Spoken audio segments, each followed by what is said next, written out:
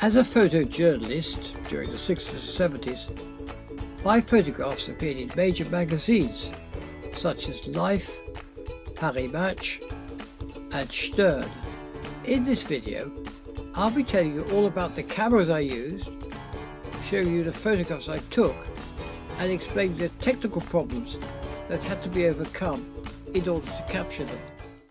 As you will know, if you were a child during the 60s, children in those days enjoyed far more freedom than they do in many cases today.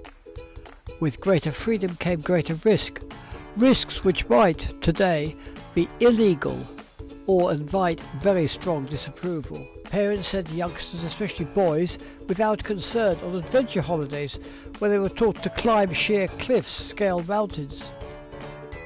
They were allowed to drive at speed behind the wheel of miniature racing cars.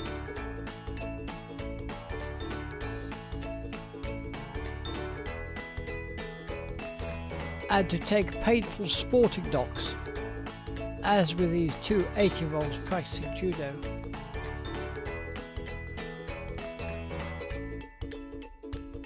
One of the most sinister organisations I photographed was run by a middle-aged man calling himself Major Monkman. The Major, who described himself as a firm disciplinarian, believed that gruelling assault courses, no holds-barred combat training,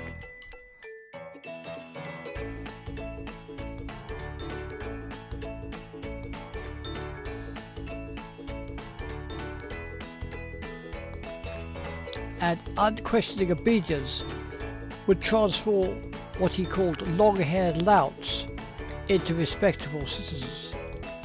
They've had their hair cut short, dress and move sharply, call me sir, and obey me instantly, he informed me sternly.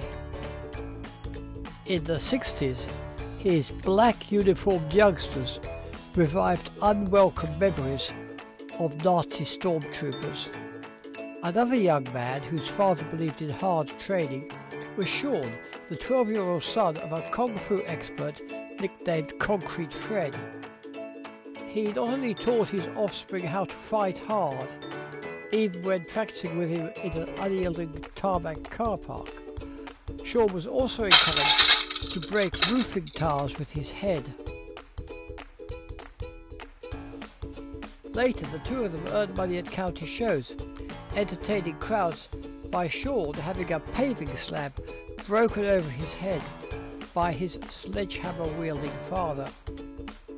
Another boy who toured the showgrounds, this time with his grandfather, was 10-year-old Neil, who had been taught how to lie on a bed of nails, wearing only a skimpy bathing costume, while being gawped at by curious strangers. Then there were organisations which took teenagers to sea, training them to man ocean-going sailboats, climbing masts, and balancing precariously on the bowsprit without ever bothering to wear any buoyancy. One of the most touching stories I covered was about a blind from birth 6-year-old whose sight had been restored during an intricate operation, which I was also allowed to photograph. Because his eyes were so sensitive to light, I had to take all the pictures by the illumination provided from a 20-watt bulb. Towards the evening, I was even able to photograph him looking wistfully out to the garden, which he'd never previously seen. One of the most dramatic sequences I shot involving a child at risk occurred when an elderly stuntman, the great Omani, performed an underwater stunt which went dangerously wrong. Bound and chained to a chair, he had been lowered into 4 meters of water and should have escaped in 90 seconds.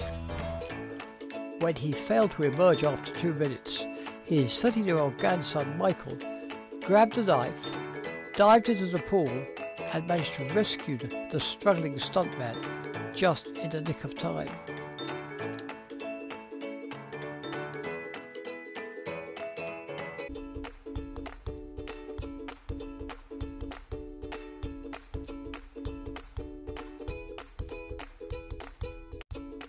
In my next video, I'll be illustrating the extreme poverty in which millions of city-raised children lived during the 60s and early 70s. If you'd like to see some more of my photographs, please go to www.thewayitwas.uk. If you'd like to purchase a copy of my book, The Way It Was, then please go to the same website and take a look at what it contains. If you lived through the 60s, it will bring back some memories. If you never lived through the 60s, you'll find a foreign country where they do things very differently.